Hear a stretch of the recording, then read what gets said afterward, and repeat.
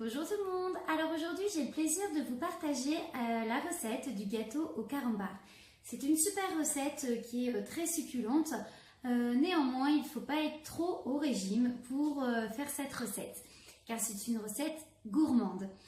Alors pour faire le gâteau au carambar, il va vous falloir 75 g de farine, 75 g de beurre, 50 g de lait, 2 œufs, 60 g de sucre et bien évidemment des carambars, il en faudra 10 et un demi-sachet de levure. Alors dans un premier temps, on prend une casserole et on fait fondre les carambars avec le lait et le beurre. Il va bien falloir mélanger pendant cette cuisson pour ne pas que le carambar colle au fond. Alors moi je l'ai déjà fait au préalable, voilà donc ça donne un beau mélange bien gourmand déjà, où vous voyez le beurre, le lait et le carambar ont bien fondu, donc il faut bien qu'ils soient fondus, mais il ne faut pas qu'il y ait de morceaux de carambar. Et donc on le laisse de côté, et là on prend un cul de poule, un fouet, et on vient mélanger le reste des ingrédients, c'est-à-dire les 2 œufs. Alors moi je fais toujours à part, je casse toujours mes œufs au cas où s'il y a un œuf, bien sûr, qui n'est pas bon, pour pas mélanger avec bien sûr les œufs bons. Vous allez sentir si l'œuf est pas bon de toute façon, ça se sent tout de suite.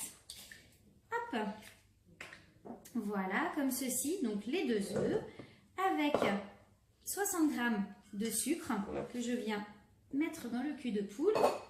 Je mélange au fouet, tout simplement. Il n'y a pas besoin de les blanchir, il y a besoin juste de bien les mélanger. Voilà, comme ceci. Après, on vient prendre la farine. Donc, je mets toujours ma levure dans la farine, comme ceci. Voilà. Et donc là, on vient incorporer ma farine avec ma levure à mon mélange précédent. Je mélange.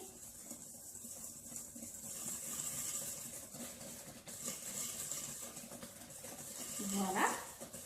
Donc, je vous montre la texture. Et à partir de là, on vient mettre notre petit mélange gourmand dans la préparation. Alors, je reprends une maryse ou une spatule qui, du coup, va bien racler toute la préparation pour ne pas en perdre une miette.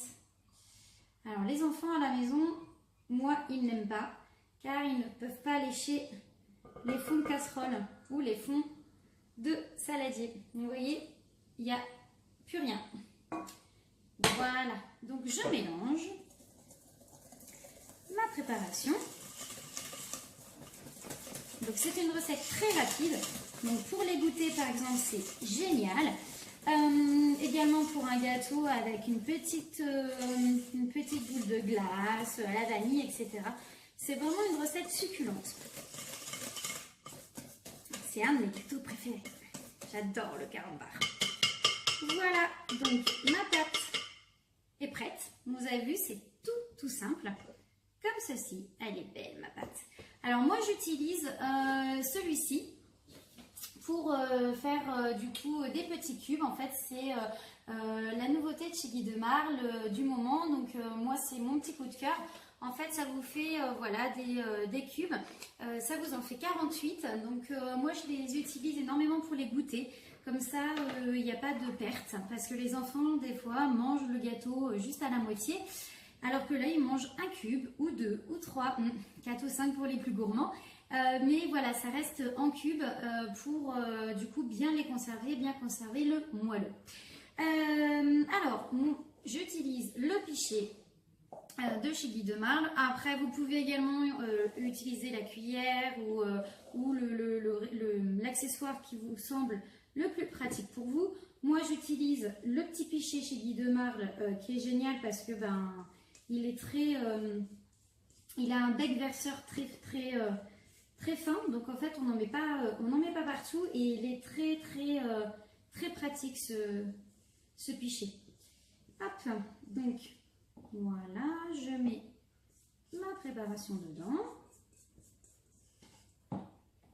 Voilà, comme ceci. Et donc là, je viens. Donc j'ai mis ma pâte sur la plaque perforée. Voilà, pour avoir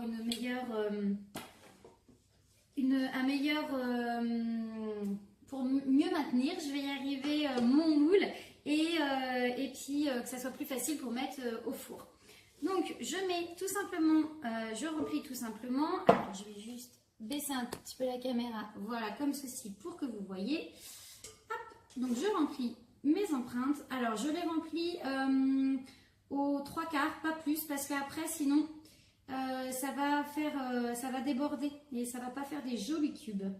Donc j'y vais doucement, il n'y a pas besoin d'y aller trop vite. Alors une fois le moule rempli, donc comme ceci, je vais mettre au four à 180 pendant un petit quart d'heure. Alors par contre, je mets l'acide pâte en fait avant, en fait comme ceci, tout simplement parce que les petits gâteaux vont un petit peu gonfler, c'est normal, mais pour que ça reste plat, puisque du coup vous allez démouler. Et donc il faut que le bas reste plat pour pas que votre cube se promène. Donc la petite astuce, c'est de mettre l'acide pâte sur votre empreinte comme ceci pour que ça reste bien plat à la cuisson. Rendez-vous dans un quart d'heure pour voir le final. Et voilà, les gâteaux sont cuits. Donc j'ai laissé refroidir 5-10 minutes pour du coup après enlever l'acide pâte et bien évidemment démouler. Alors, tac, on enlève l'acide pâte comme ceci, donc tout simplement. Et on voit bien que les gâteaux sont plats. Donc après, on prend la petite astuce, on prend une deuxième plaque alu qu'on met dessus.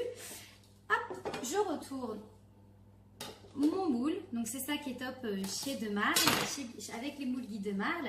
Hop, j'enlève ma plaque alu. Et donc là, je viens du coup démouler. Alors, je vais les aider un tout petit peu parce que du coup, ce sont des cubes et ils sont encore un tout petit peu chauds. Voilà. Alors, j'appuie juste en fait sur le milieu de chaque cube pour faire descendre le gâteau tout simplement. Tac. Voilà. Alors, des fois même, ils descendent tout seuls sans qu'on ait besoin d'appuyer. Si le copain à côté descend, des fois, ça fait que le copain de l'autre côté descend aussi. Donc, c'est parfait. Tac. Il en reste un ou deux. Tac. Et voilà. Donc, mes petits cubes sont démoulés. Donc, vous avez vu, c'est très facile à faire. Et donc là, voilà, on voit le résultat. Alors, je vous les mets joliment sur la plaque alu. Voilà. Et voilà le résultat des gâteaux au carambar, des moelleux. Ils sont super beaux, ils sont très très bons. Alors, je vais bien évidemment vous montrer le milieu. Tac. Voilà, et donc vous voyez le résultat, ils sont super moelleux, ils sont super beaux et super bons. Alors c'est une recette que vous pouvez du coup adapter à plusieurs moules. Pour les plus grands, par exemple le moule tablette, parce que je l'ai fait ce matin. Hop, je vous montre. Donc voilà, en forme de tablette. Donc pour le moule tablette par exemple, il va falloir doubler les proportions. Mais c'est la même préparation, les mêmes étapes. Il y a un petit peu plus besoin de cuisson puisque le moule tablette, ça va être 30 minutes de cuisson. Alors qu'en petit individuel comme ça, c'est plus un quart d'heure. Voilà, bah écoutez, je vous souhaite à toutes et à tous une bonne journée et à bientôt pour de nouvelles recettes.